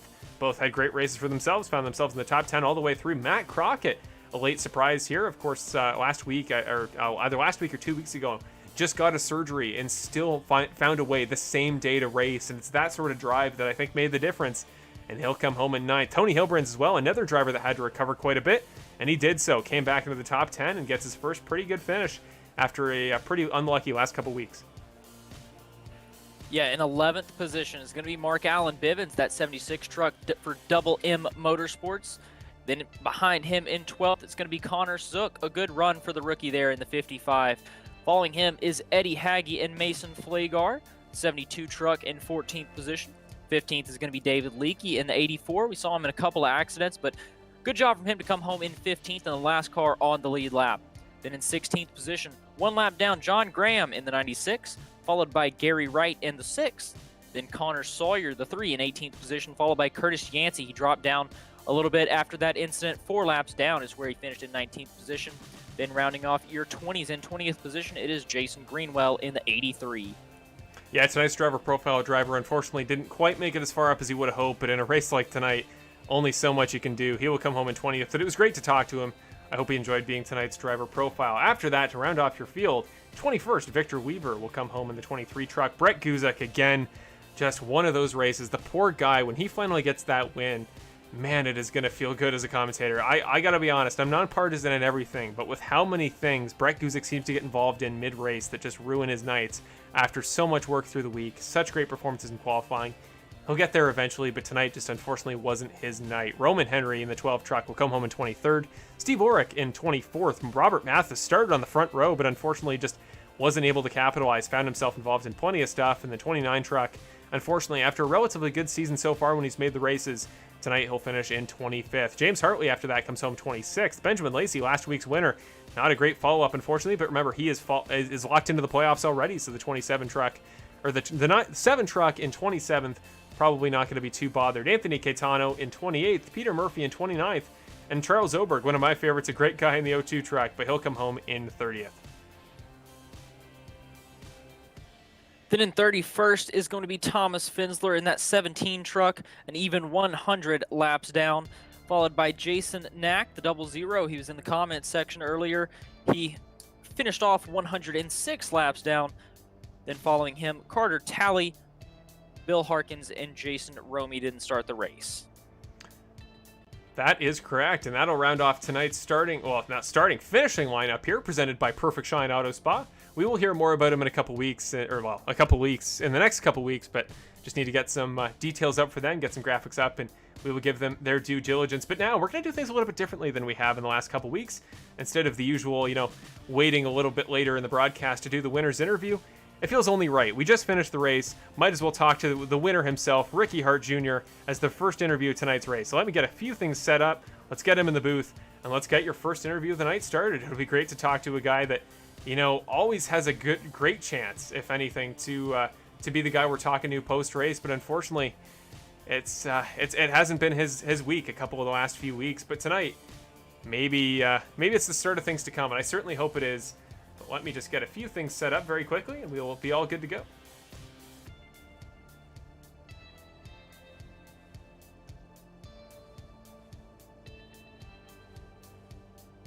Actually, we're going to take 2 quick seconds so I can have time to get the interview set up. We're going to very quickly go to a commercial, be 2 seconds, and we'll be back for your winner's interview with Mr. Ricky Hart Jr., tonight's winner in the Rumble at the River 125 at Bristol.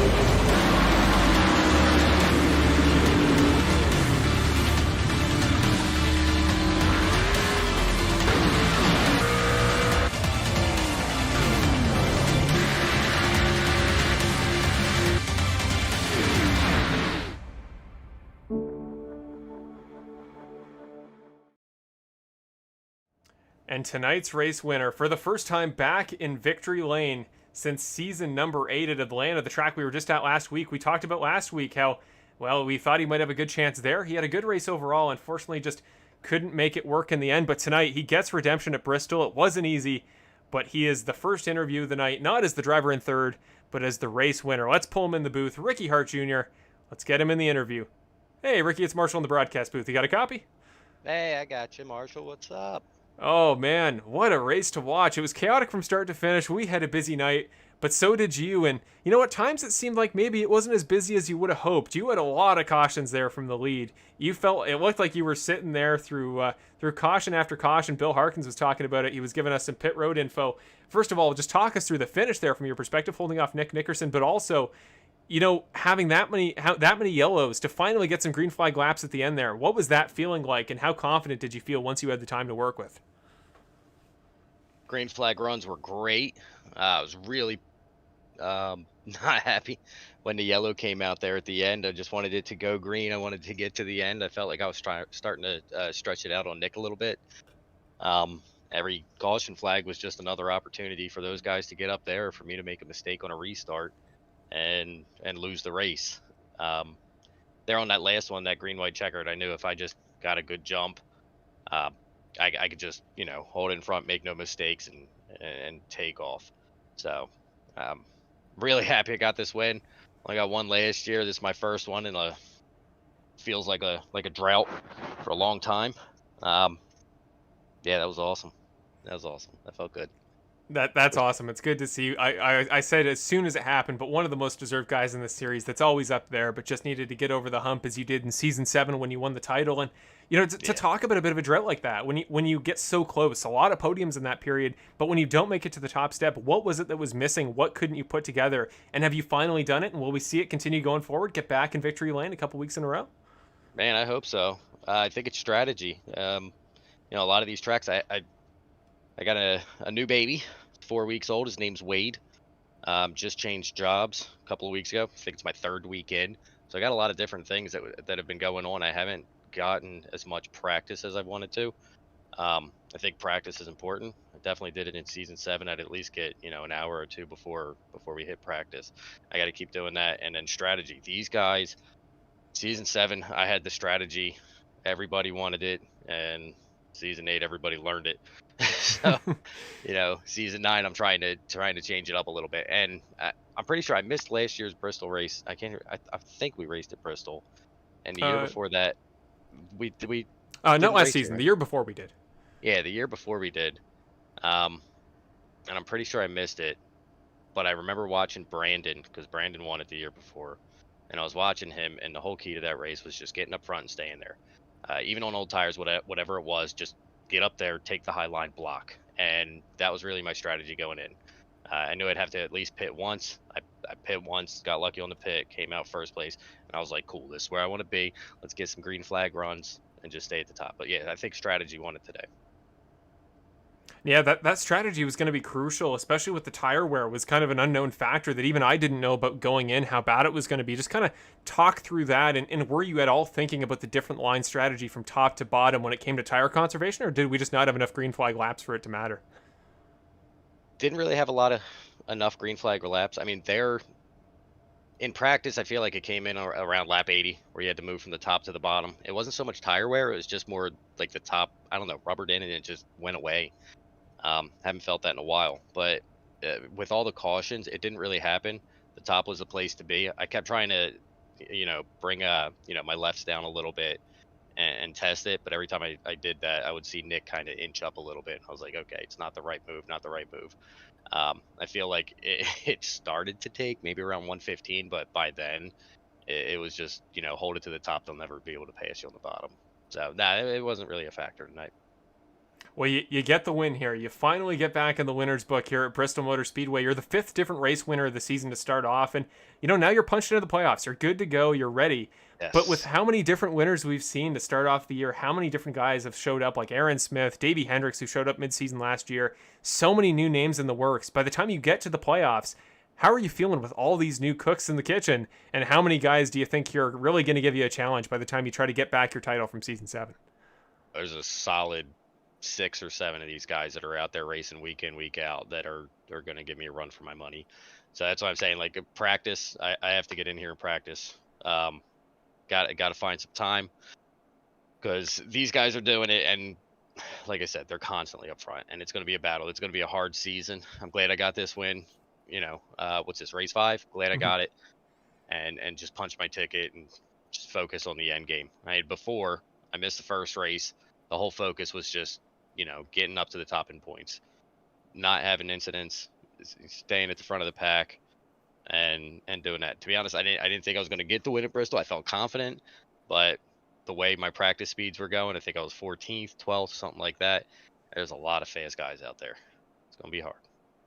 It will, but hey, you've won it in the past, and you've got all the skills to do it again. You proved tonight that it's not always going to go your way, but even if you have a race with plenty of times you got to take those restarts, plenty of times where you got to work on strategy. You've got the whole package in the past, and it's why I've always thought he is one of the best in the series. And you put it all together tonight. Promise to keep doing it again in the future for us. Don't make this drought so long, because when you win it next time again, I want to get bored of you winning, Ricky. That's the goal. I just want you to win so much that we get bored of it again and we stop talking about it. But until then, well, you got to round off your interview. That it's the first in the night, the first time that we've done the winner's interview first, and what a time to hop up here. But as we always do, you know how the interviews go. If you want to give any shout outs to friends and family, anybody watching, any sponsors, or anything you feel like talking about. First thing, glad we're on the same page. I hope to keep winning. There's people out there that agree with me. Second, keep doing new things. You're doing a great job. You're bringing something new to it every week. If you keep bringing new things, it seems like I'm gonna keep finding victory lane. Yeah, who knows? Next time, interview 5 people. Maybe I'll win. I'll be the last one. Materia Tattoo. Nick Nickerson. Actually, I wanna thank him. He came out with the paint this season. It looks really good. He didn't like it. He changed it up a little bit, and I think it looks really good. So shout out to him. Bandit Racing League, obviously, for putting this on. Geezer Authentics. You guys, I don't even. Full Send Racing Network. Still, That's it. It's so much. No worries. I'll give this one to my newborn son. This one's for Wade. Yeah, and everybody out there that's watching every week. I got a lot of people who say they really enjoy the races, and I look forward to this every Wednesday night. I'm glad I get to share this with a lot of people out there. Awesome. Thank you, Ricky. Congratulations again. Congratulations. Hopefully Wade, future Bandit Racing League driver in the works. The next the next Chase Elliott, the next generation driver. Let's hope. But for the time being, congratulations. Go enjoy it. Go celebrate with the family. If they're not celebrating, tell them to come talk to me, because tonight was a great performance, and you deserved it, man. Have a great rest of your season. Be back soon. Don't make us wait this long again to make you the last or first interview. And we'll see you in a couple weeks. I'll do my best. Thank you, Marshall.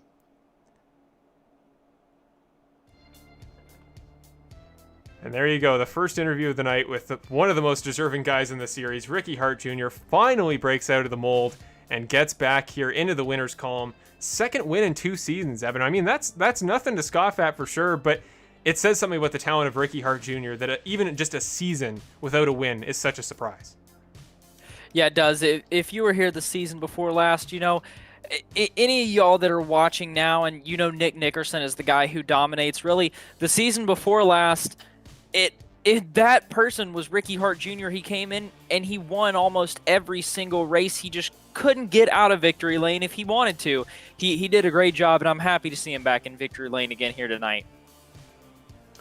Well, yet another guy. Speaking of Nick Nickerson dominating so much last season, the way we're doing our interviews this year, now we're not. Well, we are going to second. Second is always the second interview, but it's following up the winner's interview. And second tonight, a guy that has had plenty of experience with the winner's interview, Mr. Nick Nickerson. That was a convoluted way to say that, but I got through it. And now we can head to your second interview of the night with Mr. Nick Nickerson, driver of the number 2 truck, and we'll go to Mr. Evan Wall for the second interview of the night.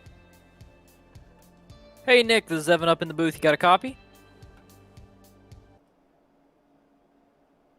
How's it going, man? It's going pretty good. You did a good job tonight. You came home second. You couldn't bring home the win, but when we were talking to Mr. Ricky Hart Jr. that won the race tonight, he said his whole strategy was to get up front, stay there, block, do whatever he had to do to stay up front. Coming into this race, was that your strategy? And did you kind of rethink your strategy when we saw so many yellow flags come out? Man, I didn't really know what was going on. I mean, it's pretty well known that these can either go really awesome or really bad. And I guess today wasn't too terrible. It wasn't Iowa of last year by any means. But when I found myself in the front after making the pit stop, which I know would give me enough fuel to the end, I was just going to stay there regardless. And to be honest, I didn't even want to make any runs on Ricky because I'm like, dude, this is second place. This is going to be good points. I really need it. I've had some pretty bad races so far this season. And I just wanted to get out of it alive, so to speak. Well, I hear you. You definitely got out of it alive. You did a great job coming home in second place, even if you didn't battle as hard as you could have to try and get up there to first. But, next week, I'm sure you will be battling hard. It's going to be the first time the Bandit Racing League goes to dirt. How do you feel about that? I really have only messed with dirt with the trucks like when they first came out. I haven't been doing too many official races. We'll see. I mean, it's all about the car control and being able to put the power into the grounds. I think I probably do pretty good. We'll see. I just hope it's not a yellow caution fest, you know? That's the biggest thing. Because there's going to be a lot of sliding and a lot of bumping. Hopefully it's nothing that will cause yellows.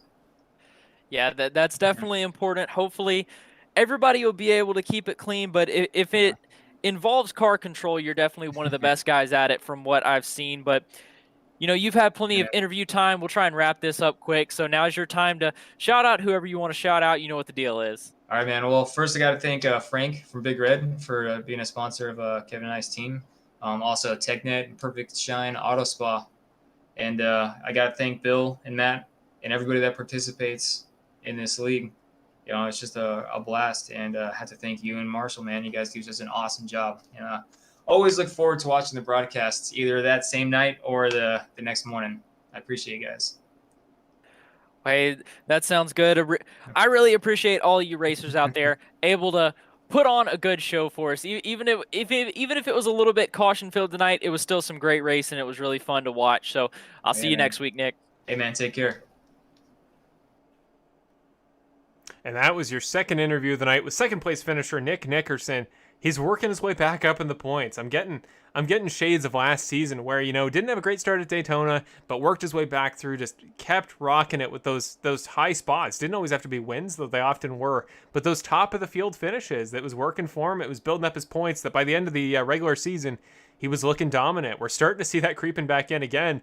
But another driver who's having a very similar season to Nick last season, Kevin Foster, he'll be your third interview of the night tonight, your final interview in our new format for the interviews.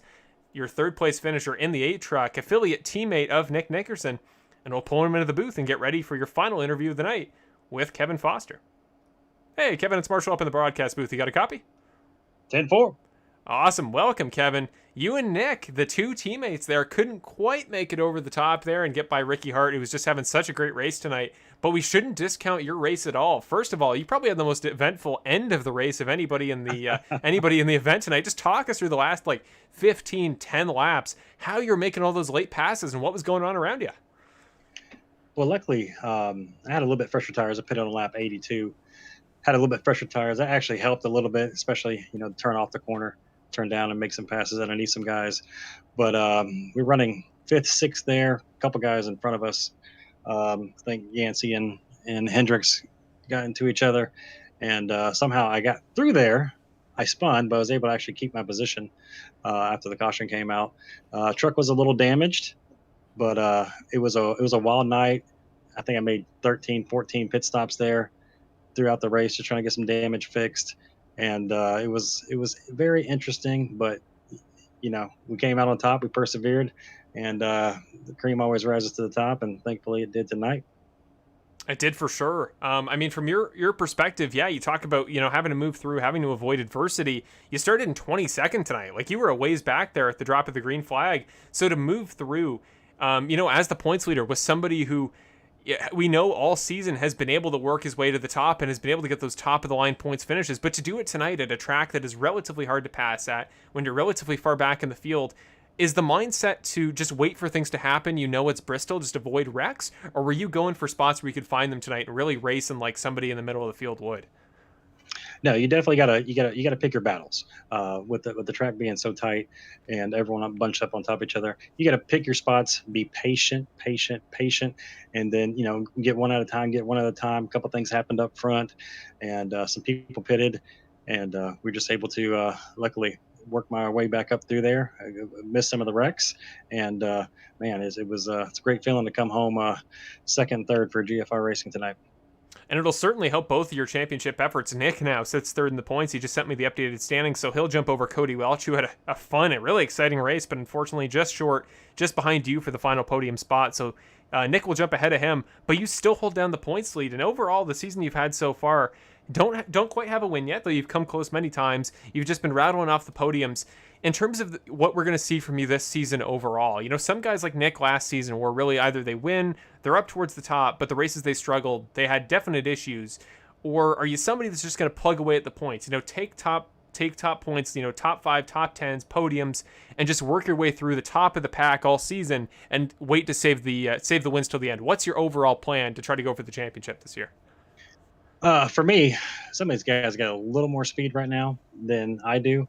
All week, Nick's been helping me out trying to find more speed in the truck, and it's definitely, as you can see this year, new focus. It's definitely paying off.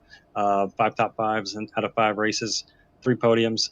It's it's a great feeling. So if the wins come, they come. If not, like you said, we just keep plugging away 1 week at a time and collect as much points, and hopefully be there at the end.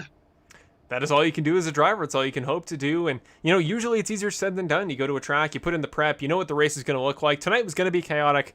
But speaking of chaos, next week, first dirt track of the season. I think you've been in the season a lot, or the series a lot longer than I have. I believe it's Bandit's first time on dirt in the tracks. Just what do we expect? How much do you know about Knoxville going in? And do you feel like that could potentially be where you become the 6th winner of the season?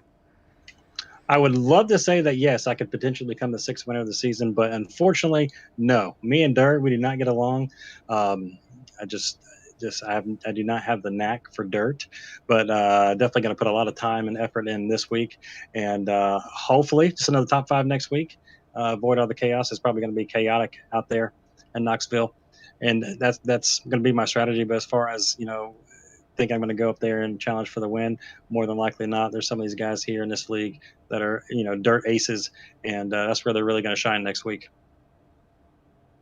Well, hey, I wish you the best of luck. You never know. It's like tonight, where guys that we couldn't have fathomed would be up there towards the top mid-race ended up finding their way towards the top by the end. So keep positive, keep optimistic.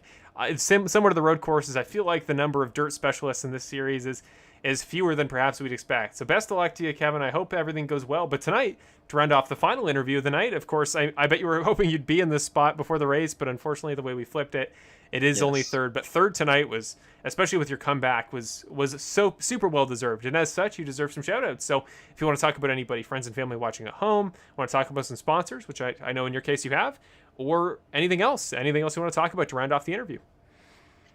Just thanks for Full Send Racing Network for putting on a great show. You guys do a hell of a job, and thanks to all the friends and family watching, tuning in.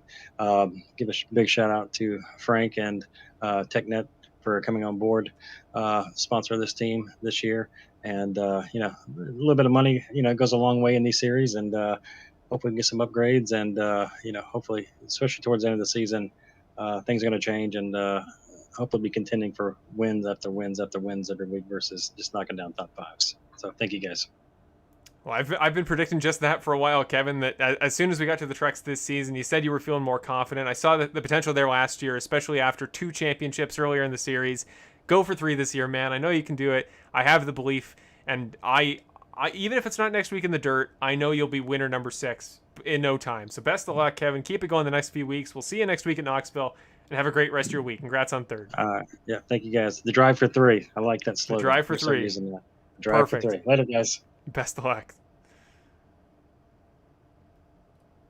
And that will round off your final interview of the night with 3rd place finisher rather than the winner, Mr. Kevin Foster. Just what a race. I mean, it was chaotic. And sometimes I know there are people that don't like the style of racing. I don't know how much you guys know about the ARCA series in real life, but sometimes ARCA feels more like a demolition derby than a proper race. But tonight, to be honest, we've talked about this before in the past, Evan, but when you consider the difficulty of the track, when you consider how many factors there are at play, tonight, 11 cautions, but I was relatively impressed. We definitely had some great battles, some side-by-side action. We saw, it wasn't towards the end, but we did see a few 3-wide passes. Was tonight a sign of maybe things to come for next week at Knoxville and generally the short tracks this season in the trucks, do you think? It wasn't the worst race that I've ever seen. Definitely wasn't the best, though. But I think we had a great time. Like you said, there were a lot of great passes, even though we had some good cautions. But, it does worry me a little bit for dirt next week. I know that on Friday, I'm moving into my new apartment. I'm going to finally get my wheel and pedals set up. But I can tell you one thing for sure. There is no way that you will catch me racing on dirt with these guys. I just know that I'm not good enough at it. I just can't make it happen. So hopefully some other drivers will be like me. And if they know that they're not able that they don't have the skills to race on dirt. Hopefully they'll just decide to sit next week out. But I guess we'll just have to see. I feel like it'll definitely be a good night for some guys. I know some guys really love dirt. Hopefully Brandon Jackson will be able to get his stuff figured out by then. Hopefully he'll be able to get his wheel figured out by then. I know he spends a lot of time racing dirt. He really likes dirt. So hopefully we can see that 99 truck out there. I don't know of anyone that specializes on dirt or races a lot of dirt, but I know that there's guys out there. I'm sure that there are plenty out there that do race on dirt, as so many drivers do. I feel like it'll be a great night for some and an absolutely horrible night for others. So we'll just have to see how it goes. That's all we can do, and that's why you guys got to tune in next week. Going to Knoxville, I have high hopes, but even if it's chaotic, even if it's crazy to the finish, it's on dirt. It's Bandit's first race on dirt in, if ever, a very long time. So come on by, stop out. We'll put the season schedule up here. That way you know what to expect and what we got going forward here in the Bandit Racing League. So this will about round off our, it'll round off our first 5 races, but we are not done with the excitement yet. Next week is Knoxville. Milwaukee Mile, is the second race of the Rogue Energy triple header, the Triple Crown Challenge as it's called. Last week, Benjamin Lacey took the first race of that at Atlanta, so we'll see if he can hold on to that championship going forward. But yeah, Knoxville and Milwaukee will round off August. Nashville Fairgrounds, Evan's favorite, will start off September. Chicagoland, Michigan, one of my favorites. It's not always great in the NASCARs, but it's a fun track overall. Then Road America for the final round of the Rogue Energy Triple Crown Challenge. Texas Motor Speedway, the old version of Texas, so I believe that is some sort of throwback night if it's the throwback track. Las Vegas, we're going to go to the gambling capital of the world. We'll see who can gamble for one of the final spots in the playoffs, in the 12 plus however many winners we get. Phoenix, home track of Nick Nickerson. We'll see if he can go 2 in a row there at Phoenix. And Auto Club, one of my favorites, will round off the season, and that'll be the regular season. That'll take us all the way into October. So that's quite a ways into the year. Then we get into the winter months, and we'll get through the playoffs. But there is your calendar. So hey, for trivia, if we do it again in a couple weeks at Milwaukee Mile, maybe take a look. Maybe remember what we're looking for, because there could be some questions based on this. But yes, to round off tonight, tonight went much quicker than usual. Tonight was one of the quickest broadcasts I've ever had, let alone in this series. So overall, I really enjoyed it. I know it was chaotic. I know not everything went perfectly, but it was fun from start to finish. Congratulations again to your winner, Ricky Hart Jr. I just quickly want to give a couple shout outs before we round it off. First of all, thank you as always to you, Evan. I had a lot of stuff to get through this week. We had some driver numbers towards the end of the race we had to update. Evan always finds a way to work on the stuff that I can't, always finds a way to fiddle with the technology that maybe I lack abilities in, and it's the perfect combo, symbiotic relationship in that way. So thank you as always, Evan. Thank you for coming back to the booth. I hope that everything in your setup goes well. I know you're having internet troubles tonight. Hopefully that's fixed. Hopefully you get your setup back and everything good to go. And hopefully we'll see you in the series again soon. I am still really looking forward to that. And hopefully by the time at least that I've subbed in for maybe the race at Road America, then we get Evan Wall back, and you can represent the commentators for us, just like we did in the casual series a couple weeks back. So thank you as always, Evan. Thank you to Bill Harkins for putting the series together. I know he had a stressful week. I know his wheel absolutely broke down in about every way conceivable. So he didn't unfortunately have the week he would have hoped for, but didn't make a start tonight. But it was great to have him pit reporting. It was fun to hear from him. It's always fun to see him in the booth and see him talking to us. So thank you to Bill Harkins. Thank you to all the drivers in the series as always. And I'll give you some time as well, Evan. We'll make you the final guy of the night because the winner did not round it off. So if you got anything you want to mention, any shout outs or anything you want to say going into next week at Knoxville. Yeah, I mean, I really don't have much to talk about. I mean, if anybody's still watching, just make sure that you tune in next week. I really think it's going to be a lot of fun. I may have downplayed it a little bit more than I meant to. It may be a terrible night for some, but it is going to be a lot of fun. That's to say the least. And it's going to be Bandit Racing League history.